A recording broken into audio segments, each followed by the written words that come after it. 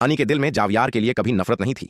वहां तो एक ऐसी मोहब्बत छिपी हुई थी जिसका एतराफ उसने हमेशा खुद पर हराम कर रखा था।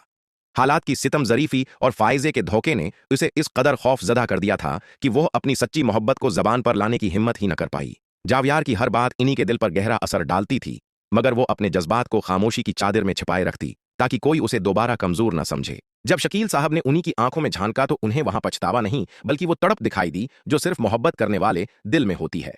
उन्होंने उन्हीं के दोनों हाथ थामकर नरमी से कहा, बेटा, मैं जानता हूं तुम्हारी खामोशी में क्या छिपा है। अब अपनी खुशियों का गला घूंटना बंद कर दो। जावियार तुम्हें अपनी जान से भी ज्यादा चाहता है। क्या तुम उसे एक मौके नहीं दोगी? अनी की आंखों से एक आंसू टपक पड़ा, जो इस बात की गवाही था कि वो अब मजीद अपनी मोहब्बत से नहीं लड़ सकती। उसने खामोशी से सर हिला दिया। घर में खुशियों का नया सूरज तुलुआ हुआ और फरेब के बादल छुटने लगे, मगर दुश्मन अभी खामोश नहीं बैठा था। एक शाम जावियार अनी को खरीदारी के लिए ले गया। वो चाहता था कि उन्हीं के चेहरे पर वो मुस्कुराहट वापस आ जाए जो कहीं खो गई थी। बाजार में खासी रौनक थी।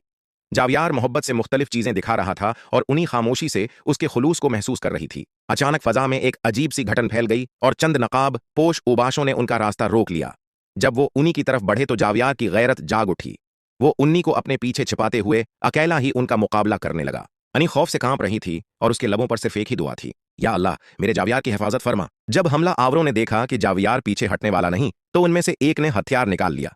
इन्हीं की चीख निकल गई और लम्हों बाद फजा में एक खौफनाक आवाज गूंज उठी। जावियार जमीन पर गिर पड़ा। इन्हीं दीवानावार उसके पास पहुंची, उसका सिर अपनी गोद में रखा और मदद के लिए पुकारने लगी।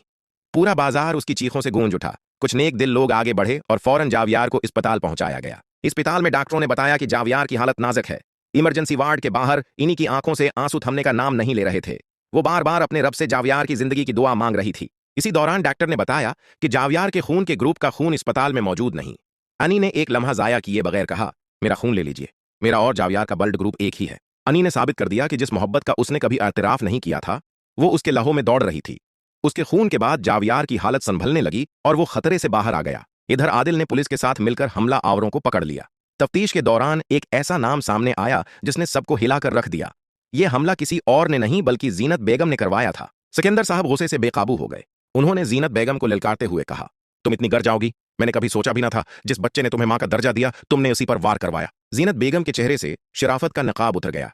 उसने जहर अगलते हुए कहा कि वो उन्हीं जैसी लड़की को इस घर की बहू बनते नहीं देख सकती थी। सिकंदर साहब ने उसी वक्त उसे घर से निकाल दिया और पुलिस के हवाले कर दिया। जब जावियार को होश